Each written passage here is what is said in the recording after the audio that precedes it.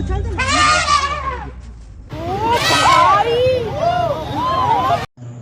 ನಾನು ಬಂಡೀಪುರ ಇದಕ್ಕೆ ಬಂಕಾಪುರ ದೇವಸ್ಥಾನಕ್ಕೆ ಹೋಗಿದ್ದೆ. ದೇವಸ್ಥಾನದಿಂದ ಬರ್ಬೇಕಾದ್ರೆ ಮೋಜು ಮಸ್ತಿ ಮಾಡ್ಕೊಂಡು ನಾನು ಆನೆಗೆ ಸೆಲ್ಫಿ ತಗೊಂಡು ಫೋಟೋ ಹಾಕೋಣ ಅಂತ ಅಂದ್ಬಿಟ್ಟು ನಾನು ಹೋದೆ. ಅದು ಆನೆ ನನ್ನ ಅಟ್ಟಾಡ್ಸ್ಕೊಂಡು ನನ್ನ ತುಳಿದು ಎಲ್ಲ ಮಾಡಿ ನನ್ನ ಜೀವ ಉಳಿದಿರೋದೇ ಹೆಚ್ಚು. ಆದರೆ ಯಾವುದೇ ಕಾರಣಕ್ಕೂ ಈ ಥರ ದುಸ್ಸಾಹಸ ಯಾರು ಮಾಡೋಕ್ಕೆ ಹೋಗಬೇಡಿ. ಆಮೇಲೆ ನಾನು ಸ್ವಿಚ್ ಆಫ್ ಮಾಡ್ಕೊಂಡು ಮನೆಗೆ ಹೊರಟೋದೆ. ಆದರೂ ಫಾರೆಸ್ಟ್ನವರು ನನ್ನ ಟೇಸ್ ಮಾಡ್ಕೊಂಡು ಮನೆ ಕಂಡಿಡಿದು ಮನೆಗೆ ಬಂದು ಮನೆಯಿಂದ ಕರ್ಕೊಬಂದು ನನಗೆ ಇದು ದಂಡ ಹಾರಿಸಿದ್ದಾರೆ. ಅಲ್ಲಿ ಇಳಿದ್ಬಿಟ್ಟು ಒಂದು 5 ನಿಮಿಷ ರಿಸರ್ಚ್ ಮಾಡ್ತೀನಿ, ಅದು ಮಾಡ್ತೀನಿ, ಇದು ಮಾಡ್ತೀನಿ ಅಂತ ಮಾಡೋಂಗಿಲ್ಲ. ಏನೇ ಮಾಡಿದ್ರು, ನಾವು ಏನೇ ತಪ್ಪು ಮಾಡಿದ್ರು ಸಿಗಾಕೊಂಡ್ರೆ ಕಠಿಣ ಕ್ರಮ ಕೈಗೊಳ್ತಾರೆ. ಯಾವುದೇ ಕಾರಣಕ್ಕೂ ನನಗಾಗದಿ ನಿಮ್ಗಾಗದು ಬೇಡ. ಚಾಮರಾಜನಗರ ಜಿಲ್ಲೆ ಬಂಡೀಪುರ ಹುಲಿ ಸಂರಕ್ಷಿತ ಅರಣ್ಯ ಪ್ರದೇಶದ ವ್ಯಾಪ್ತಿ ಕೆಕ್ಕನಹಳ್ಳ ಅಂತೇಳಿ ಒಂದು ಚೆಕ್ ಪೋಸ್ಟ್. ಅದರಿಂದ ಸ್ವಲ್ಪ ದೂರದಲ್ಲಿ ಒಬ್ಬ ವ್ಯಕ್ತಿಯ ಮೇಲೆ ಆನೆ ದಾಳಿ ನಡೆಸಿತ್ತು. ಆ ದಾಳಿ ಎಷ್ಟು ಭಯಂಕರವಾಗಿತ್ತು ಅಂದರೆ ಆತ ಬದುಕುಳಿದಿದೆ ಒಂದು ಅಚ್ಚರಿ ಅನಿಸ್ತಿತ್ತು. ಅದೃಷ್ಟನೋ ದುರದೃಷ್ಟನೋ ಆತ ಉಳಿದಿದ್ದ. ಆತನಿಗೆ ಚಿಕಿತ್ಸೆಯನ್ನು ಕೊಡಲಿ, ಎಲ್ಲಿ ಯಾವ್ದಾದ್ರು ಹಾಸ್ಪಿಟ್ಲಿಗೆ ಸೇರಿಸಿ ಚಿಕಿತ್ಸೆ ಕೊಟ್ಟಿದ್ರ ಅಂತೇಳಿ ಆತನ ಜಾಡು ಹುಡುಕಲಾಗಿತ್ತು. ಪ್ರಾಥಮಿಕ ಮಾಹಿತಿಯ ಪ್ರಕಾರ ಆತ ಕೇರಳದ ಪ್ರವಾಸಿಗ ಅಂತೇಳಿ ಎಲ್ಲ ಅಂದ್ಕೊಂಡಿದ್ರು. ನಮಗೂ ಕೂಡ ಅದೇ ಥರ ಮಾಹಿತಿ ಬಂದಿತ್ತು. ಯಾಕಂದರೆ ಅಲ್ಲಿ ಕೇರಳದ ಪ್ರವಾಸಿಗರು ಜಾಸ್ತಿ ಓಡಾಡ್ತಾರೆ ಮತ್ತು ಅವರ ತಲೆಹರಟೆಗಳು ಹೆಚ್ಚಿದ್ರಿಂದ ಈ ಥರ ಅಂದ್ಕೊಂಡಿದ್ರು. ಆದರೆ ಆತ ಕರ್ನಾಟಕದವನೇ, ನಂಜನಗೂಡಿನ ಬಸವರಾಜ್ ಅಂತೇಳಿ ಅರಣ್ಯ ಇಲಾಖೆ ಸಿಬ್ಬಂದಿ ಹೇಳಿದರೆ ಆತನಿಂದ ಒಂದು ತಪ್ಪೊಪ್ಪಿಗೆ ವಿಡಿಯೋ ಕೂಡ ಮಾಡಿಸ್ಬಿಟ್ಟು ಅದನ್ನು ಮಾಧ್ಯಮಗಳಿಗೆ ಕೊಟ್ಟಿದ್ದಾರೆ. ಆ ವಿಡಿಯೋದಲ್ಲಿ ಏನಿದೆ ಅಂತಂದರೆ ಆ ಬಸವರಾಜ್ ಅನ್ನುವ ವ್ಯಕ್ತಿ ಹೇಳ್ತಾರೆ, ತಾವು ಬಂಕಾಪುರ ಪುಣ್ಯಕ್ಷೇತ್ರಕ್ಕೆ ಹೋಗಿ ವಾಪಸ್ ಬರುವಾಗ ಆನೆ ಈ ಥರ ಮೇಯ್ತಾ ಇದ್ದಿದ್ದು, ಅಂದರೆ ಯಾವುದೋ ತರಕಾರಿನೇನೋ ತಿಂತಾ ಇರೋದನ್ನ ನಾನು ರಸ್ತೆ ಪಕ್ಕಕ್ಕೆ ನೋಡಿದೆ. ವಿಡಿಯೋ ಮತ್ತು ಫೋಟೋಗಳಿದೆ. ಸಹಜವಾಗಿ ತುಂಬ ಜನ ಅಲ್ಲಿ ಆನೆಗಳನ್ನ ನೋಡ್ತಾ ಇದ್ರು. ಅದನ್ನು ನಾನು ಕೂಡ ವಿಡಿಯೋ ತೆಗಿಬೇಕು ಅಂತ ಹೇಳಿದೆ. ಅದು ನನಗೆ ಅರಿವಿಲ್ಲದಂತೆ ಮಾಡಿರೋವಂಥದ್ದು. ಆನೆ ನನ್ನ ಮೇಲೆ ದಾಳಿ ಮಾಡ್ತು. ಅದಾದ ತಕ್ಷಣ ಮೊಬೈಲ್ ಸ್ವಿಚ್ ಆಫ್ ಮಾಡಿ ಮನೆ ಸೇರಿದ್ರು ಬಿಡಲಿಲ್ಲ. ಅರಣ್ಯ ಇಲಾಖೆ ಸಿಬ್ಬಂದಿ ಬಂದು ನನ್ನನ್ನು ಕರ್ಕೊಂಡ್ಬಂದಿದ್ದಾರೆ. ಹಾಗಾಗಿ ಯಾರು ಕೂಡ ಇದು ಅಂದರೆ ಕಾನೂನು ಪ್ರಕಾರ ಈ ಥರ ಇದೆ ಅಂತ ನನಗೆ ಗೊತ್ತಿರಲಿಲ್ಲ. ಯಾರು ಇಳಿಬೇಡಿ, ಆಹಾರವೂ ಕೊಡಬೇಡಿ, ಮೂತ್ರ ವಿಸರ್ಜನೆಗೂ ಇಳಿಬೇಡಿ ಅಂಥೇಳಿ ಆತ ಆ ವಿಡಿಯೋದಲ್ಲಿ ಹೇಳಿದ್ದಾರೆ. ಒಟ್ಟಲ್ಲಿ ಆ ವಿಡಿಯೋ ಈಗ ಎಲ್ಲ ಕಡೆ ಮತ್ತೆ ಅದು ಸರ್ಕ್ಯುಲೇಟ್ ಆಗ್ತಾ ಇದೆ. ಆನೆ, ಹುಲಿ ಅಥವಾ ಚಿರತೆ ಈ ಥರದ ಪ್ರಾಣಿಗಳ ಜೊತೆಗೆ ನಾನು ವಿಡಿಯೋ ತೆಕ್ಕೊಳ್ತೀನಿ ಅಂದರೆ ಕಾಡಲ್ಲಿರುವಂಥ ಪ್ರಾಣಿಗಳಲ್ಲಿ ಅಂತಂದರೆ ಎಷ್ಟು ಜಾಗರೂಕತೆಯಿಂದ ಇರಬೇಕು. ಅಷ್ಟು ವಿಡಿಯೋಗಳನ್ನ ನಾವೆಲ್ಲ ಶೇರ್ ಮಾಡ್ಕೋತೀವಿ, ಎಲ್ಲ ಮಾಡ್ತೀವಿ. ಆದರೆ ನಾವುಗಳು ಕೂಡ ಎಷ್ಟು ತಪ್ಪುಗಳು ಮಾಡಿರ್ತೀವಿ ಅಂತಂದರೆ ಅವನಿಗೆ 25,000 ದಂಡ ಹಾಕಿದ್ದಾರೆ. ಈ ದಂಡ ಮೊದಲಿಂದನೂ ಅವರು ಹಾಕ್ತಾನೆ ಇದ್ದಾರೆ. ಅದೇನು ಬದಲಾಗ್ತಾ ಇಲ್ಲ. ಈಗ ಒಂದು ಜೂನ್ ಜುಲೈ ಅಷ್ಟೊತ್ತಿಗೆ ಯಾರೋ ಕಪಲಲ್ಲಿ ಒಂದು ಬಂಡೀಪುರ ಪ್ರೈವೇಟ್ ರೆಸಾರ್ಟಿಗೆ ಬಂದವರು ಅಲ್ಲಿ ವಿಡಿಯೋ ಶೂಟ್ ಮಾಡೋಕೆ ಹೋಗಿದ್ರು. ಅವರಿಗೊಂದು 25,000 ದಂಡ ಹಾಕಿದ್ರು. ಈ 25,000 ದಂಡ ಸುಮಾರು ದಿನದಿಂದ ಬೀಳ್ತಾ ಇದೆ. ಆದರೂ ಕೂಡ ಅದು ಇನ್ನೊಬ್ಬ ಆನೆ ಜೊತೆಗೆ ಫೋಟೋ ತೆಗಿಯೋಗಿ ನನಗೆ ಮರ್ತೋಗಿದ್ದು ಅದು ಯಾವುದು ಪ್ಲೇಸ್ ಅಂತ. ಅದೇ ಭಾಗದಲ್ಲೇ ಆತನಿಗೂ ಒಂದು ದಂಡ ಹಾಕಿದ್ರು. ಅವನು ಅವನು ಇನ್ಸ್ಟಾಗ್ರಾಮಿಗೆಲ್ಲ ಶೇರ್ ಮಾಡ್ಕೊಂಡ್ಬಿಟ್ಟಿದ್ದ. ಈ ಶೇರ್ ಮಾಡುವ ಹವ್ಯಾಸದಿಂದಲೇ ಸಾಕಷ್ಟು ಅನಾಹುತಗಳಾಗ್ತಾ ಇದ್ದವು. ಅದಕ್ಕಾಗಿ ಬರೀ ಬಂಡೀಪುರದಲ್ಲಿ ನಾನು ಫೋಟೋ ತೆಕ್ಕೊಂಡಿದ್ದಕ್ಕೆ ಅಥವಾ ವಿಡಿಯೋ ತೆಕ್ಕೊಂಡಿದ್ದಕ್ಕೆ ದಂಡ ಹಾಕಿದ್ರು ಅಂತಲ್ಲ. ಎಲ್ಲ ಕಡೆಯೂ ಅರಣ್ಯ ಪ್ರದೇಶ ಎಲ್ಲಿದೆಯೋ ಅಲ್ಲೆಲ್ಲ ಕಡೆನೂ ಕೂಡ ನೀವು ದಂಡ ಹಾಕ್ಬೋದು. ಎಲ್ಲಿ ಬೋರ್ಡ್ ಹಾಕಿರ್ತಾರೆ, ನೀವು ಅಲ್ಲಿ ಫೀಡ್ ಮಾಡಬಾರ್ದು ಅಂತಿದೆ. ಮಂಗಗಳಿಗೂ ಹಾಕ್ತೀರಾ, ಯಾವುದೇ ಕಾಡು ಪ್ರಾಣಿಗಳಿಗೂ ಫೀಡ್ ಮಾಡಬಾರ್ದು ಅಂತಿದೆ. ನನಗೆ ಇದು ಅಚ್ಚರಿ ಅನ್ಸೋದೇನು ಅಂತಂದರೆ, ಈಗ ಅರಣ್ಯ ಸಚಿವ ಈಶ್ವರ್ ಬಿ ಖಂಡ್ರೆ ಅವರು ಒಂದು ಆದೇಶ ನೀಡಿದ್ದಾರೆ. ಏನು ಅಂತಂದರೆ ಈ ಭಾಗದಲ್ಲಿ ಒಂದು ಸ್ವಲ್ಪ ಗಸ್ತು ಹೆಚ್ಚು ಮಾಡಬೇಕು. ಆಮೇಲೆ ವನ್ಯಜೀವಿಗಳಿಗೆ ಆಹಾರ ನೀಡುವಂಥದ್ದು, ಅಂದರೆ ಆನೆಗಳಿಗೆ ಅಲ್ಲಿ ಈ ತರಕಾರಿ, ಹಣ್ಣು, ಹಂಪಲೆಲ್ಲ ಎಸ್ತು ಹೋಗ್ತಾರೆ ಆ ಬದಿಗೆ. ಅದಕ್ಕಾಗಿ ಆನೆ ಬಂದು ಅಲ್ಲಿ ಕಾಯ್ತಾ ಕೂತಿರುತ್ತೆ. ಅದಕ್ಕೆ ಆ ಥರ ಎಲ್ಲ ಮಾಡಬಾರ್ದು ಅಂತ ಹೇಳ್ತಾರೆ. ಅದಕ್ಕೆ ಹೆಂಗೆ ಸಾಧ್ಯ ಆಗುತ್ತೆ ಅಂತ ನನಗೂ ಅನಿಸ್ತಾ ಇಲ್ಲ. ಯಾಕಂದರೆ ಇದೇ ಆನೆ, ಈ ಆನೆ ಏನು ಅರಣ್ಯ ಇಲಾಖೆ ಸಿಬ್ಬಂದಿಗೆ ಗೊತ್ತಿಲ್ಲದೆ ಇರೋವಂಥದ್ದು ಏನಲ್ಲ. ಇದನ್ನು ತಮಿಳ್ನಾಡು ಬಾರ್ಡ್ರ್ವರೆಗೂ ಅಟ್ಟು ಬಂದರೂ ವಾಪಸ್ ಬರ್ತಾ ಇದೆ ಅಂತ ಆನೆ. ಇದು ಏನು ಮಾಡುತ್ತೆ ಅಂತಂದರೆ, ಇದು ಈ ಥರ ರೋಲ್ ಕಾಲ್ ಥರ ಅಲ್ಲಿ ನಿಂತ್ಕೊಂಡು ದೊಡ್ಡ ಲಾರಿಗಳನ್ನು, ಪಾಪ ಅಲ್ಲಿ ತುಂಬ ಜನ ಲಾರಿ ಡ್ರೈವರ್ಗಳನ್ನೆಲ್ಲ ವಿಡಿಯೋಗಳು ನೀವು ಇನ್ಸ್ಟಾಗ್ರಾಮಲ್ಲಿ ನೋಡ್ಬೋದು. ಅವರು ಆನೆಗಾಗಿ ವೆಯ್ಟ್ ಮಾಡ್ತಿರೋದು ಅರ್ಧ ಗಂಟೆವರೆಗೂ ಕೂಡ ಅಲ್ಲಿ ವೆಯ್ಟ್ ಮಾಡ್ತಾ ನಿಂತ್ಕೊಂಡಿರ್ತಾರೆ. ಅದು ಹೋದರೆ ಆನೆ ಅಡ್ಡ ಹಾಕುತ್ತೆ. ಆಮೇಲೆ ಅದ್ರ ಜೊತೆಗೆ ತೆಗೆದು ಹಾಕಕ್ಕೆ ಕೆಲವೊಂದು ಎಲ್ಲ ಇದರಲ್ಲೂ ಕೂಡ ಸರಕು ಬೇರೆ ಬೇರೆ ಸರಕು ಇರುತ್ತೆ, ಬರೀ ಆಹಾರ ಪದಾರ್ಥಗಳೇ ಇರೋದಿಲ್ಲ. ಹೆಂಗೆ ತೆಗೆದು ಹಾಕ್ತಾರೆ ಆದರೂ ಕೂಡ ಅದು ಚೆಕ್ ಮಾಡೇ ಬಿಡೋದು, ಅದು ಆ ಥರ ಅಡ್ಗಟ್ಬಿಟ್ಟಿರುತ್ತೆ. ಹಾಗಾಗಿ ಅವರು ಕೆಲವೊಂದ್ಸಲ ಏನಾಗುತ್ತೆ ಅಂತಂದ್ರೆ ಇವರೇ ತಗೊಂಡೋಗಿರ್ತಾರೆ, ಏನಾದರೂ ಹಣ್ಣು ಗಿಣ್ಣು ಆ ಥರ ತೆಗೆದ್ಬಿಟ್ಟು ಈ ಕಡೆ ಸೈಡಿಗೆ ಎಸ್ಬಿಟ್ರೆ ಅದ್ರ ಪಡೆ ತಿನ್ಕೊ ಹೋಗ್ತಾರೆ, ಅದು ಪಾಸ್ ಆಗ್ತಾರೆ. ಹಿಂಗೆ ಮಾಡಿಬಿಟ್ಟೆ ಅದು ಕಲ್ತ್ಬಿಟ್ಟಿದೆ. ಅದು ನಿಮ್ಗೆ ಎಷ್ಟು ದೂರ ಬೆನ್ನತ್ತಿದ್ರು ಅದೇನೋ ಮಧುಮಲೆ ಕಡೆಯಿಂದ ಬಂದಿರೋಂಥ ಆನೆ ಅಂತೆ. ಅದು ಅಲ್ಲಿ ಬಂದು ಅಲ್ಲಿ ನಿಂತ್ಕೊಳ್ಳುತ್ತೆ. ನಿಂತ್ಕೊಂಡ್ಬಿಟ್ಟು ಆ ಥರ ಎಲ್ಲರನ್ನು ಚೆಕ್ ಮಾಡೋದು, ಒಂಥರ ತಪಾಸಣೆ ಮಾಡೋದು. ಅದೇ ತಪಾಸಣೆ ಮಾಡ್ತೀವಿ, ಅರಣ್ಯ ಇಲಾಖೆ ಸಿಬ್ಬಂದಿ ಥರ ಅದೇ ಡ್ಯೂಟಿ ಮಾಡ್ತಿದೆಯೇನೋ ಅದು ಮೋಸ್ಟ್ಲಿ ಆ ಥರ ಆಗಿದೆ ಅದು. ಹಂಗಾಗಿ ಈ ಆದೇಶದ ಹಿನ್ನೆಲೆಯಲ್ಲಿ ನೋಡೋದಾದ್ರೆ ಈ ಆನೆಯನ್ನು ಹೆಂಗೆ ಬೆನ್ನತ್ತಾರೆ ಅನ್ನೋದೇ ಅದು. ಎಷ್ಟೋ ದೂರಲ್ಲಿ ಇದು ವೈಲ್ಡ್ ಲೈಫಲ್ಲಿ ಇರುತ್ತೆ. ಅದು ವೈಲ್ಡ್ ಲೈಫಲ್ಲಿ ನೀವು ಎಲ್ಲಿಗೆ ಅಂತ ಬೆನ್ನತ್ತೀರ ಅದು. ಸೊ ಅದು ಕೂಡ ಅದ್ರ ಕಾಡಲ್ಲಿ ಅದಿರುತ್ತೆ. ನಾವು ರಸ್ತೆಯಿಂದ ಮಧ್ಯೆ ಓಡಾಡ್ತಿರೋದು, ಪೆಟ್ರೋಲಿಂಗ್ ಮಾಡಬೇಕು ಜಾಸ್ತಿ ಬಿಟ್ರೆ ನಡೆಯೋಕ್ಕಾಗೋದಿಲ್ಲ. ಅಂದ್ರೆ ರಸ್ತೆ ಪಕ್ಕಕ್ಕೆ ಇರೋ ಎಷ್ಟು ಬೇಕಾದ್ರೂ ವೆಹಿಕಲ್ಗಳಲ್ಲಿ ಹೋಗ್ಲಿ ಅದು ಇದ್ದೇ ಇರುತ್ತೆ. ಬಟ್ ಅದರಿಂದ ಏನಾದ್ರು ನಮಗೆ ಸಮಸ್ಯೆ ಆಗುತ್ತೆ ಅಂದ್ರೆ ಖಂಡಿತ ಆಗೇ ಆಗುತ್ತೆ. ಯಾಕಂದ್ರೆ ಲಾರಿಗಳನ್ನ ಅಡ್ಡ ಹಾಕ್ತಿರೋದು ಅದು ಇನ್ನೇನು ಮುಂದೇನು ಬದಲಾಯಿಸ್ಕೊಂಡ್ಬಿಡುತ್ತೆ ಅಂತ ಹೇಳೋಕ್ಕಾಗೋದಿಲ್ಲ. ಬಟ್ ತುಂಬ ಬುದ್ಧಿವಂತರು ಇರ್ತಾರೆ, ನಮ್ಮ ಏನೋ ಮಾಡ್ಬೋದು, ಏನಾದರೂ ಮಾಡಲಿ. ಬಟ್ ಇದು ನೋಡಿ, ಮೊದಲು ಈ ಪ್ರದೇಶ NH67 ಇತ್ತು, ಈಗ ಅದು ನಂಬರ್ ಬದಲಾಗಿದೆ, NH 181 ಆಗಿದೆ. ಇದು ಕೊಯಮತ್ತೂರು ಗುಂಡ್ಲುಪೇಟೆ ಮಧ್ಯೆ ಬರುವಂಥದ್ದು. ಆ ಕಡೆ ಮಧುಮಲೈ, ಈ ಕಡೆ ಬಂಡೀಪುರ, ಎರಡರ ಮಧ್ಯೆ ಬರುವಂಥ ಒಂದು ರಸ್ತೆ NH 766.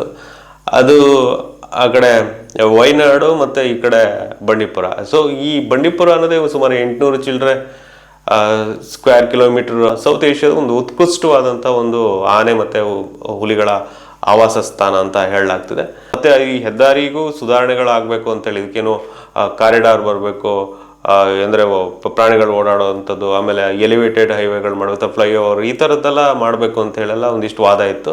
ಅದೆಲ್ಲದಕ್ಕೂ ಕೂಡ ಕಾಡು ನಾಶ ಆಗುತ್ತೆ, ಹಾಗಾಗಿ ಇಲ್ಲಿ ಏನೂ ಮಾಡೋಕ್ಕೆ ಸಾಧ್ಯ ಇಲ್ಲ ಅಂಥೇಳಿ ಕಾಲಕ್ಕೆ ಪರಿಸರ ಆಸಕ್ತರು ಅವರು ವಿಪಕ್ಷಗಳು ಇವರು ಅಂತ ಬ್ಯಾಟಿಂಗ್ ಮಾಡಿಬಿಟ್ಟು ಈ ಸದ್ಯಕ್ಕೆ ಅದು ಹಾಗೆ ಉಳ್ಕೊಂಡಿದೆ. ಮತ್ತು ಇದಕ್ಕೆ ಪರ್ಯಾಯವಾಗಿ ಕೂಡ ಮಡಿಕೇರಿ ಮೂಲಕ ಹೆದ್ದಾರಿಯನ್ನು ಸೂಚನೆ ಮಾಡಲಾಗಿತ್ತು. ಆದರೆ ಅದು ಎಲ್ಲ ಒಂದು ಸ್ವಲ್ಪ ಕಷ್ಟ ಆಗುತ್ತೆ, ತುಂಬ ದೂರ ಆಗುತ್ತೆ ಅನ್ನೋ ಕಾರಣಕ್ಕಾಗಿ ಅದು ಅಲ್ಲಲ್ಲೇ ಉಳ್ಕೊಂಡಿದೆ. ಹಾಗಾಗಿ ಇಲ್ಲಿ ರಿಸ್ಟ್ರಿಕ್ಷನ್ ಇದೆ, ರಿಸ್ಟ್ರಿಕ್ಷನ್ ಇಟ್ಕೊಂಡು ನಾವು ಓಡಾಡಬೇಕು. ಅದನ್ನು ಬಿಟ್ಟು ಮಂಗಾಟಗಳನ್ನು ಮಾಡಿದ್ರೆ ಮುಂದೊಂದು ದಿನ ಸುಪ್ರೀಂ ಕೋರ್ಟ್ ಟೋಟಲ್ ಆಗಿ ಬ್ಯಾನ್ ಮಾಡಿ ಅಂತ ಹೇಳ್ಬೋದು. ಈಗ ಅಲ್ಲೇ ಕೇರಳ ರಾಜಕಾರಣಿಗಳು ಇಲ್ಲಿನ ಸರ್ಕಾರ ಜೊತೆಗೆ ಇರೋ ಲಾಬಿ ಅಂತೂ ನಿಮಗೆ ಗೊತ್ತೇ ಇರುತ್ತೆ. ವಯನಾಡಿಗೆ ಆ ಥರ ಕನೆಕ್ಷನ್ ಬಿಡಬೇಕು ಅಂತ ಹೇಳ್ಬಿಟ್ಟು ಅಲ್ಲಿನ ಸಂಸದೇನೋ ಪ್ರೆಷರ್ ಹಾಕಿದ್ರು. ಎಲ್ಲ ಸುಮಾರು ರಾಜಕಾರಣ ಎಲ್ಲ ಇದೆ. ಈ ಟ್ರಾಫಿಕ್ ಬ್ಯಾನ್ ಅನ್ನು ತೆರವು ಮಾಡಿಲ್ಲ ಇನ್ನು, ಅದು ಹಾಗೆ ಉಳ್ಕೊಂಡಿದೆ. ಆದರೂ ನೋಡಿ, 22ರಲ್ಲಿ ಕೂಡ ಒಂದು ಲಾರಿ ಇದೇ ಭಾಗದಲ್ಲಿ ಒಂದು ಆನೆಯನ್ನು ಸಾಯಿಸಿತ್ತು. ಒಂದು 8-8:30 ರಾತ್ರಿ ಸುಮಾರು 9 ಗಂಟೆಗೆ ಅದು ನಿಷೇಧ ಆಗಬೇಕು, ಅದಷ್ಟು ಒಂದು ಅರ್ಧ ಗಂಟೆ ಮೊದಲೇ ಅದು ಸಾಯಿಸಿತ್ತು. ಲಾರಿಯನ್ನು ಎಲ್ಲೂ ಕೂಡ ಹೋಗಿರಲಿಲ್ಲ, ಅಲ್ಲೇ ಇದ್ರು ಅವರು. ಆಮೇಲೆ ಅವ್ರಿಗೆ ಮೇಲೆ ಕೇಸ್ ಕೂಡ ಆಗಿತ್ತು. ಮಹಾದೇವ್ ಅಂತೇಳಿ ಅಲ್ಲಿನ RFO ಸ್ವಲ್ಪ ದಿನಗಳ ಹಿಂದೆ ಒಂದು ವಿಡಿಯೋ ವೈರಲ್ ಆಗಿತ್ತು. ಅದೇ ಭಾಗದಲ್ಲೇ ಆನೆಗೆ, ಅಂದರೆ ಆ ಬೊಲೆರೋದಲ್ಲಿ ಆನೆಯನ್ನು ಬೆದರಿಸುವಂಥದ್ದು. ಆಗ ಅವರಿಗೆ ಹೀರೋ ಥರ ಒಂದು ಅಪ್ರಿಷಿಯೇಷನ್ ಬಂದಿತ್ತು. ಪಾಪ ಈಗ ನೋಡಿದ್ರೆ ಘಟನೆ ಈ ವಿಡಿಯೋ ಆಗಿದೆ ಅನ್ನೋದು ಕಾರಣಕ್ಕಾಗಿ ಇದು ವೈರಲ್ ಆಗಿದೆ, ನಮಗೆಲ್ಲ ಗೊತ್ತಾಗಿದೆ. ಈ ಥರ ವಿಡಿಯೋ ವೈರಲ್ ಆಗದೇನೆ ಎಷ್ಟೋ ಘಟನೆಗಳು ಆಗ್ತಾ ಇರ್ತವೆ ಆ ಭಾಗದಲ್ಲಿ. ಮಾಮೂಲು ನಮಗೆ ಅಲ್ಲಿ ಟ್ರಾವೆಲ್ ಮಾಡೋರಿಗೆ ನಿಮಗೆ ಗೊತ್ತಿರುತ್ತೆ. ಈಗ ಒಂದು ಬಹಳ ದೊಡ್ಡ ದುರಂತ ಅಂದರೆ ಈ ಸಾಮಾಜಿಕ ಜಾಲತಾಣಗಳಲ್ಲಿ ನಾವು ಏನನ್ನು ಹಾಕಬೇಕು ಅನ್ನೋದು ಗೊತ್ತಿಲ್ಲ. ಎಲ್ಲದನ್ನೂ ಹಾಕಕ್ಕೆ ಹೋಗ್ತೀವಿ, ಎಲ್ಲದೂ ನಾವು ಫೇಮಸ್ ಆಗಬೇಕು ಅಂತ. ನಾವು ಅದನ್ನು ಸರಿಸಿ ಹೋಗಬೇಕು ಅಂತ ನಿಮ್ಗೆ ಒಳ್ಳೆ ಕಾರಣಕ್ಕಾಗಿ ಯಾವುದೋ ಒಂದು ಫೋಟೋ ತೆಗಿಬೇಕು ಅಂದ್ರೂ ಆಗೋದಿಲ್ಲ. ಯಾವುದಾದ್ರು ಜಲಪಾತಗಳಲ್ಲಿರ್ಬೋದು ಅಥವಾ ಇಲ್ಲಿ ಎಷ್ಟು ವೀಡಿಯೋಗಳು ಎಲ್ಲಿ ಹಾಕ್ತಾರೆ, ಏನು ಯಾವ ಖುಷಿಗಾಗಿ ಯಾರು ಖುಷಿಗಾಗಿ ಅಂತ ಗೊತ್ತಾಗಲ್ಲ. ಆದರೆ ಈ ಥರ ಸೆನ್ಸಿಟಿವ್ ವಿಷಯಗಳನ್ನೆಲ್ಲ ನೀವು ಫೋಟೋ ವಿಡಿಯೋ ಮಾಡಕ್ಕೆ ಹೋಗ್ತೀನಿ ಅಂದರೆ ಭಾಳ ಕಷ್ಟ ಆಗುತ್ತೆ. ಈಗೇನೋ ಬಸವರಾಜ್ ಅವರಿಗೆ ಒಂದು 25,000 ದಂಡ ಹಾಕಿದರೆ ಅದು ಇಷ್ಟೊಂದು ಸ್ವಲ್ಪ ದಿನಕ್ಕೆ ಮರ್ತು ಹೋಗುತ್ತೆ. ಆ ವೈರಲ್ ವಿಡಿಯೋಗಳು ಹಳತಾಗುತ್ತೆ. ಆಮೇಲೆ ಮತ್ತೆ ಇನ್ನೊಂದು ಪ್ರಕರಣ ಬರಬೇಕು, ಮತ್ತೆ ಈ ಥರದ ದಂಡ ಬರಬೇಕು, ಮತ್ತೆ ಚರ್ಚೆ ಆಗಬೇಕು, ಬರೀ ಇದೇ ಆಗೋಗುತ್ತೆ.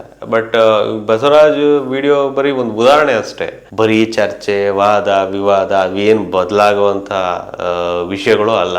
ಹವ್ಯಾಸನೇ ಜಾಸ್ತಿ ಇರೋದ್ರಿಂದ ಈ ಥರ ಸೆನ್ಸಿಟಿವ್ ವಿಷಯಗಳನ್ನು ಯಾರೇ ಹಾಕಿದ್ರು, ಆ ಥರ ವೈಲ್ಡ್ ಲೈಫ್ ಒಳಗಡೆ ಹಾಕಿ ಈ ಥರ ಫೋಟೋ ವಿಡಿಯೋಗಳನ್ನ ಮಾಡಿಬಿಟ್ಟು ಯಾರಾದರೂ ಹಾಕಿದರೆ ಖಂಡಿತ ಹಾಕಿದ ಮೇಲೂ ಕೂಡ ಕ್ರಮ ತೆಗೆದುಕೊಳ್ಳಿ. ನೀವು ಒಂದಿಷ್ಟು ಜನ ಮೇಲೆ ಕೇಸ್ ಹಾಕಿದಾಗ ನಿಮಗೆ ಅವರು ಹೆದರ್ತಾರೆ, ಇದನ್ನು ಹಾಕಬಾರ್ದು, ಯಾವುದನ್ನು ಹಾಕಬಾರ್ದು ಅಂತೇಳಿ. ಅದು ಗೊತ್ತಿರುತ್ತೆ. ಯಾವುದನ್ನು ನಾವು ತೆಗೆದ್ರೂ ವೇಸ್ಟ್.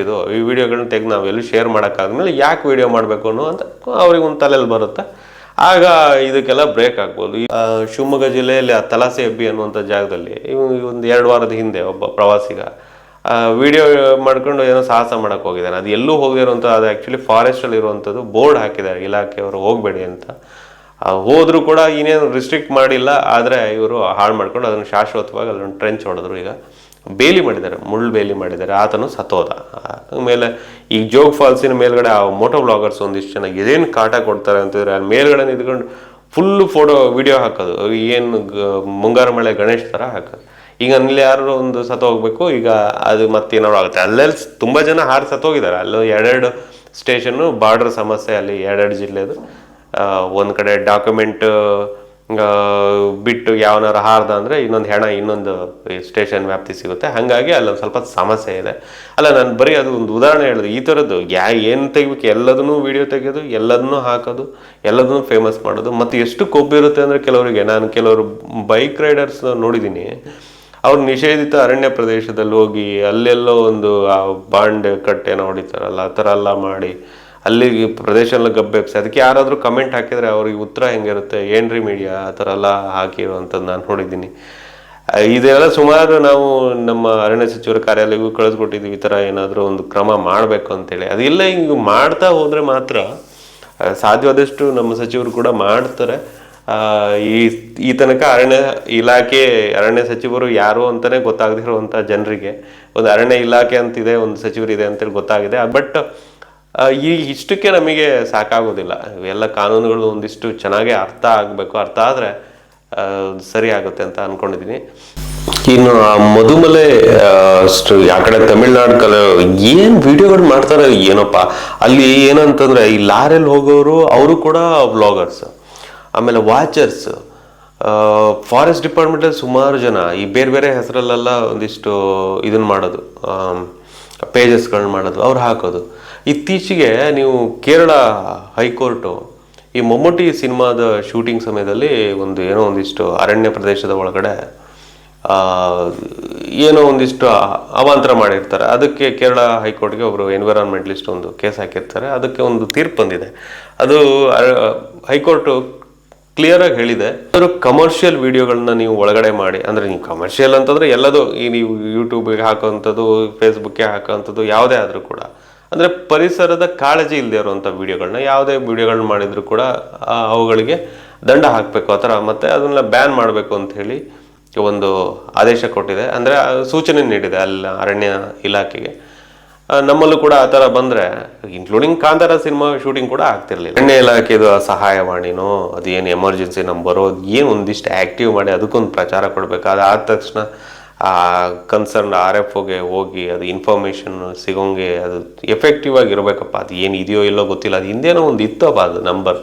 ಒಟ್ಟಿನಲ್ಲಿ ಈ ಥರ ಎಲ್ಲ ಆದರೆ ಮಾತ್ರ ಒಂದಿಷ್ಟು ಇನ್ಫಾರ್ಮ್ ಮಾಡ್ಬೋದು ಸಾರ್ವಜನಿಕರು. ಇಲ್ಲಾಂದರೆ ಯಾಕೆ ಮೈ ಮೇಲೆ ಎಳ್ಕೊಂತಾರೆ, ತುಂಬ ಒಳ್ಳೆಯವರು ಇರ್ತಾರೆ. ಬಟ್ ಈಗ ಬಸವರಾಜ್ ಅವರ ವಿಡಿಯೋನ ನೋಡಿಬಿಟ್ಟು ನಾವೆಲ್ಲ ಖುಷಿ ಪಡುವಂಥದ್ದಿಲ್ಲ. ನಾವುಗಳು ಸುಮಾರು ಈ ಥರ ತಪ್ಪುಗಳನ್ನು ಬೇರೆ ಬೇರೆ ಕಡೆ ಮಾಡಿರ್ತೀವಿ. Thank you.